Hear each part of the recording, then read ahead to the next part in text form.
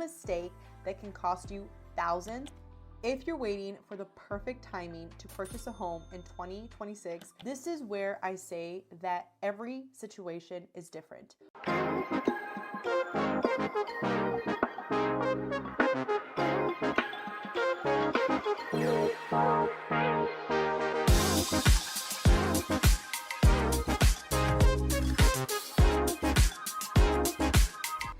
If you're waiting for the perfect timing to purchase a home in 2026, you could be delaying one of the most important financial decisions of your life. But at the same time, buying simply because other people are selling you on the American dream and not doing your research can be a mistake that can cost you thousands and be irreversible. So in this video, we're going to break down the things that you should be aware of.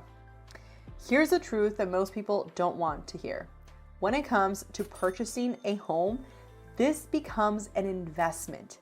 And what we don't realize is that when we're renting, this is not something that we're ever going to see a return on the money that we spend.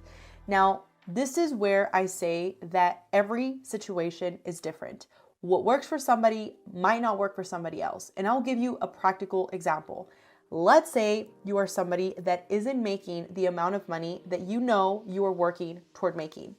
And you know that at the end of the day, renting is mathematically cheaper than purchasing a home. Maybe for you, it is worth saying, you know what, I am going to rent for a year, 2 years, save some money, and then when I'm ready to buy, but this is where the strategy comes in, have a down payment that I can give, that I can put toward the purchase price, and that's going to allow me to get a better monthly payment. Here's what a lot of people don't consider. There's people that are ready to purchase a home, that they're simply renting because they're afraid of the commitment of being in a long-term investment. And this is where I will give you my own 2 cents, because at the end of the day, you need to do whatever is best for you. Nobody can tell you what is best for you and your family.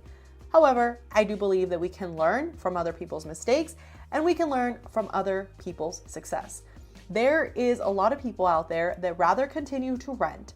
And when it comes down to, let's say later down the road, they actually decide, you know what, I'm ready to buy.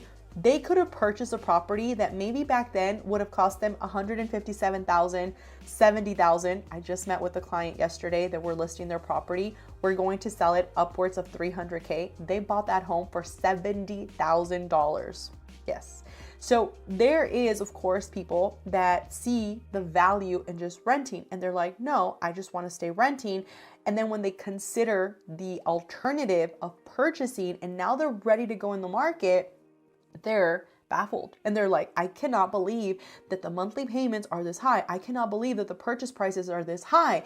And then they revert back to waiting. And this is the mistake that I don't want you to do if it is in your mind to purchase. And I don't want you to listen to the negative Nancys that are going to tell you, like I just said, that are going to try and discourage you, that are going to try and tell you, don't buy, wait until the crash, whatever it is.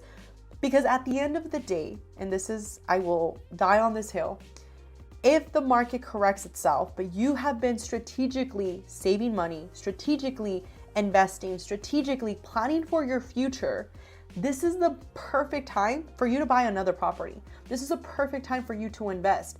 But what I like to think about is, if I already have the money to pay my rental property and I'm doing good, why not bet on myself, bet on this investment, and if worse comes to shove and I need to be in a situation where I need to sell, I get to pull out the money that I've been investing. But this is where it gets tricky, because a lot of realtors will not get into the numbers with you as detailed as they should. I have seen clients that have purchased in the wrong areas. And when you purchase in the wrong area, that is something that is not going to be a beneficial investment. Let's say you buy it in an area that is hard to really sell because of the fact that maybe it's in a rough neighborhood, maybe it's in a situation where there's HOAs that they're not really fond of. There's so many things, and if you want my guide on how to purchase your first investment property, go ahead and send us a DM message and we can go ahead and send that to you. But I've noticed this time and time again where people are not prepared. And when that ends up happening, they buy in the wrong area. Later, they're in a situation where they're negative. And this is where people that have been burned will scare you from purchasing a home, because of course they were burnt by somebody. They were told that the American dream was amazing, and then when they had to pivot, they realized it backfired. This is where I say every situation is different, but for me, I rather invest in a property that if worse came to shove and I wanted to sell the property, I could extract the money and use it for maybe a rental, maybe another property that is cheaper, whatever it is. But the bottom line is, and you can argue me all day until you turn purple, when you rent, that is money that is being burned. That is money that you will never get back. And I rather have a situation where, yes, maybe potentially I make a profit if I plan the cards correctly, or worst case scenario, if I don't get the entire amount back of what I was paying, because let's say taxes, let's say insurance, let's say the principal and interest are more than what I would have paid renting. Using a side-by-side example, let's say renting would have cost me $2,500, buying would have cost me $3,000. Well, I would rather pay an extra $500 for this property and know that later when I want to sell it, I have the ability to make back what I paid, what I've been paying every single month to bring down that interest. And as a side note, this is where I say you want to make sure that you have somebody that guides you. 99.9% of first-time home buyers are not aware that if you pay the minimum monthly payment for that home, you're going to be paying 3 times the value of the home. So there's some strategies to get around, and if you're also interested in these, send us a DM. We'll gladly send you some options there. But this is where I say you want to make sure you're working with somebody that knows what they're doing, and do your research. Don't just listen to the people that have been burned and now they want to scare other people. Now, I'm going to refer to some notes that I took for you guys to really clarify this next part that I'm going to go into, because this is the part where wealthy people do things differently than people that we haven't been told these things. We haven't learned these things from our lineage, and we are going through the trial and error. And this is why I mentioned before that we can learn from people that are doing better than us and implement the strategies that can help us. Now, this is something that I want you to keep in mind. The middle class strategy is typically a primary residence, car ownership, long-term mortgage stability. Now, a wealth builder, and again, there's different perspectives here, but I'm giving you my own perspective of what I've researched, what I've seen work for other of my mentors, and just what's working for me. That's the bottom line. Cash flow assets is a huge thing. A cash flow asset can be something that you're selling to the market, you're providing value, and you're getting a return. Now, of course, you can have your businesses, you can have leverage opportunities, and then you can have multiple streams of income. When there is people out there that are telling you the only way to make this abundance of wealth is through buying a home, I don't necessarily think that's true. Now, I do believe that it is a huge pillar. One of my properties, I always love using this as a reference, but I purchased it back in 2016 for $157,000. I don't remember if it was 152 or 157. So if you've seen any of my other videos and you're like, you said 152 over here and it's 157 over here, don't come for me. I remember it was in the 150 for sure. That was a 4-bedroom, 2-bathroom, over 1,500 square feet. It was a brand new home.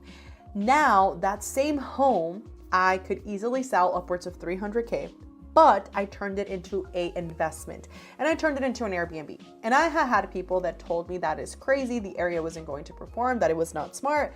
I decided to bet on myself. I decided to do my research, and that has been one of my best income producing assets. This is where I say the strategy is different for everybody, but that is not my only strategy. I also invest in the stock market. I also invest in crypto. Regardless of what some of you guys might say, do your research, because sometimes when they're telling you to look over here, you should be looking over here. But that's a whole other conversation. I make sure that I diversify. And I didn't know any of these things before. So I just want to really harp on this, because I believe that sometimes if we don't know what we're looking for and we just believe that real estate is the only vehicle, that could be deceiving. And that's where some realtors get a bad rep, because you're like, this is the only income asset that you should have, right? But the truth is that there's different options. It's really about what's working for you and what's going to be best long-term. Now, I have some clients that they're like, Alexa, like we are barely, getting by. And we just want to invest in something that we can leave to our kids, that if we needed to pull out equity, we could pull out equity. Guess what? That is what a home is really going to be for, because now you have something tangible that you can live in. And now you're house hacking, because not only is it a place that you live in, but it's a place that eventually, if you needed to invest and get some money out, pull out some of the equity, you have a nest egg.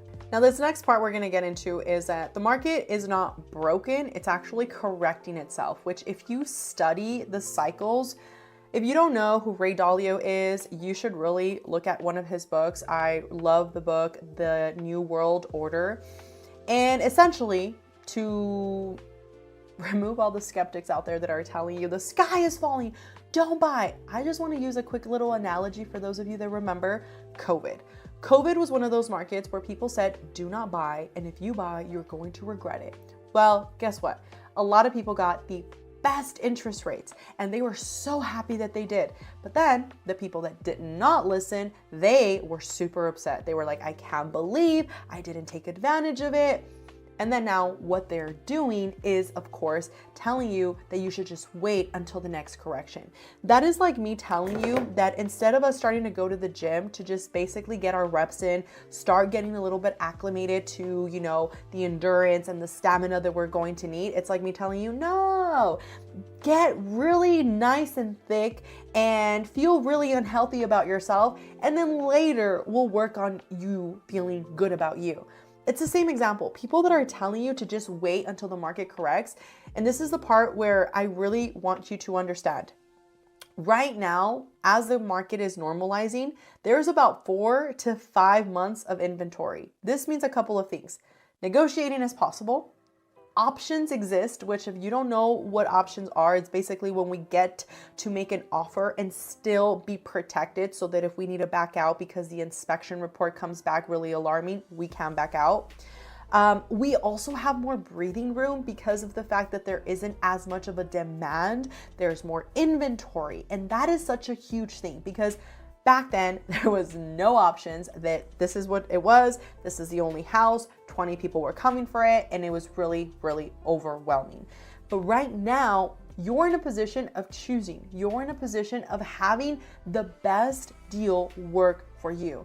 And the part here that I think a lot of us, especially if you're a first-time home buyer, get overwhelmed by is not understanding that incentives in a type of market where you have options are such a game changer. Because if I tell you right now, hey, buy this house, and you have, let's say, a situation like we did in COVID where the interest rates are low, everybody's in the market, and that house is on the market, you end up getting a bidding war.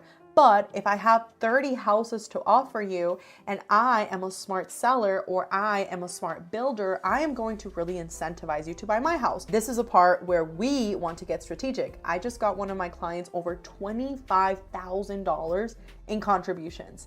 And that is something that in COVID would have been a joke.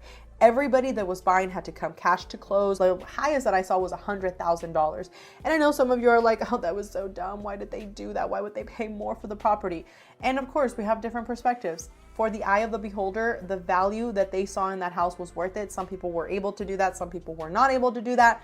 That's a whole other conversation. But this is where I say, do your research. Make sure that this is a strategy that you're incorporating if you are in the market to buy in 2026. Now, another really important thing here is stop trying to predict the market. We cannot predict the market. And this is why I said, if all goes to shambles and, in a month, a year, God forbid, everything is completely up the bazooka and crazy things are happening, it's going to be unfortunate for a lot of people. But guess what? This is why they say winter is coming and you should prepare. You should prepare. And this is the part where if you prepare when winter comes, let's just say in 2030, that happens, well, now you are prepared financially, intellectually, spiritually. This is the part where for me, I do believe that this is where you need to ask yourself, am I ready to be a homeowner? Because if you're not prepared to be okay with the turns that the market can have overall, maybe it's not the best time for you. And that's okay.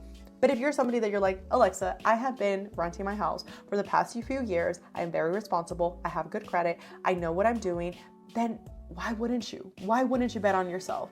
We cannot control what the Federal Reserve is doing. We cannot control the overall cycles of real estate, but what we can control is us, our reaction to life, our reaction to how we're preparing. And when we do this, this is where I say it's a different strategy for everybody, because what might work for somebody might not work for somebody else, but we can learn something from everybody. We can control our savings, we can control our credit, we can control how much money we're spending, we can control the buying timeline that we know is going to work for us. But ultimately, it's about making the best decision for you and not allowing other people to steer you away from that course simply because it hasn't worked out for them. Now, this is where renting might actually be a better move for you if you are considering buying a home and you're in this category. Maybe buying a home isn't what's best for you. If you're in a situation where you actually need more mobility, you don't actually know how long you're going to be in a certain area, and you're not ready to become an investor that is going to actually lease the property and have to worry about property managers. Maybe you are in a situation where your career is constantly changing and you know that you are constantly in this like state of seeking novelty and not necessarily ready to stick to one thing for an extended period of time.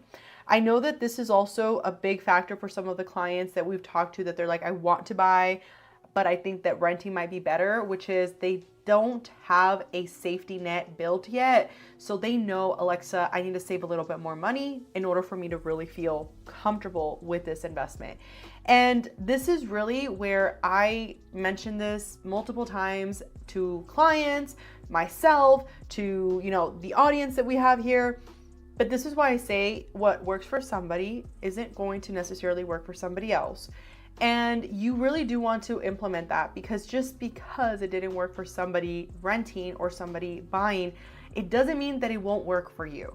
Now, this is the next part that I want to really tap into, which is when you actually know that you are ready to buy a home. And this is really where I want to make sure that you see yourself in this category, because I wrote them down to just make sure that maybe if you're writing a list right now, you can write them down and see where you fall under the categories. But can you afford the actual monthly payment that you're estimating? And this is really where a lot of people don't look into how long they're going to stay. If you don't plan on staying in a home for at least 3 years, ideally 5 to 7 years, if I'm being honest with you, but minimum 3 years, then it might not actually be best for you to actually purchase a home.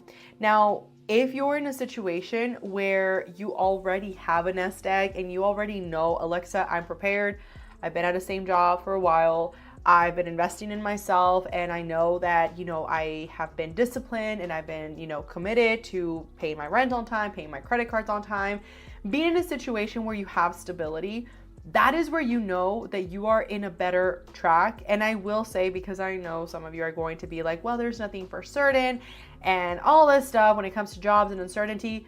But look, nothing in this life is. And that's just the way I see it. You do with your life what you think is best for you. But at least for me, I can get in the car right now and God forbid, I can get in a car crash.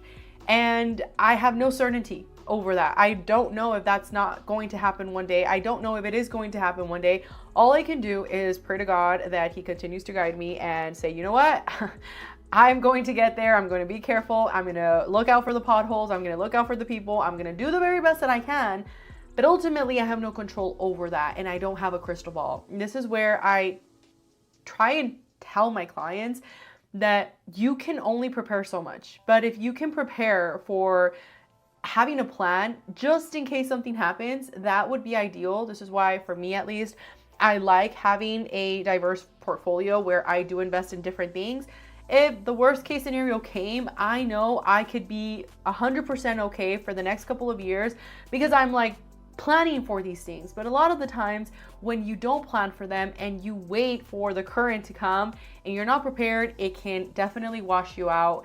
And I think that this is where I say you want to make sure you're talking to people that know what they're talking about, give you guidance, give you support, And don't just tell you what you want to hear, but actually tell you what you need to hear in order for you to make an educated decision. And this is something that I also notice with people that are waiting for them to purchase a home. They're not necessarily waiting for everything to be perfect in their life. They're waiting for everything to be perfect in the external reality that we live in. And what do I mean by that? Well, they're looking for interest rates to drop like they did in COVID. They're looking for them to have the perfect amount of savings. They're looking for certainty in every level. They're waiting for them to feel pure confidence in doing something that they've never done before. I don't know about you, but the first time I went to the gym, I did not feel confident. I don't know about you, but when I was younger, I fell a lot of times before I learned how to walk. So I didn't have confidence. And I say these things to you because they're true. You need to make sure that you see this as a new chapter in your life, especially if you're looking to purchase for the first time, especially if maybe you've done it before and you went through some roadblocks, or you got a divorce, or you had bankruptcy and now you're ready again. Don't let one event dictate the rest of your life. Don't let one person that didn't necessarily do you right affect the way that you see every person. And this is really where, for me at least, it matters what your goals are. Because if you understand your goals, if you understand where you're going, if you understand what you're building, it's going to be a lot easier for you to answer that question. And this is a strategy that most people miss. You're not necessarily trying to just position yourself as a buyer. You're also trying to position yourself for an investor. At least from what I shared earlier with you guys, and I've mentioned this before, I didn't actually go into my first home thinking I'm going to be an investor. I went into that home just trying to be part of the American dream. I had never purchased a home in my life. I grew up with my grandparents, so I had a very turbulent upbringing, didn't really see that as part of my reality. And when I made it happen, it was such a game changer. And that became the pillar for my growth, because I said, wow, if I can help other people learn how to do the thing that I just did, and I can help other people see the value, and I can help other people invest in themselves and believe in themselves like I did, regardless of all the things that I was thinking were going to go wrong. And now I get to look back and say, wow, Alexa, good job. You did it, even though everything was out against you.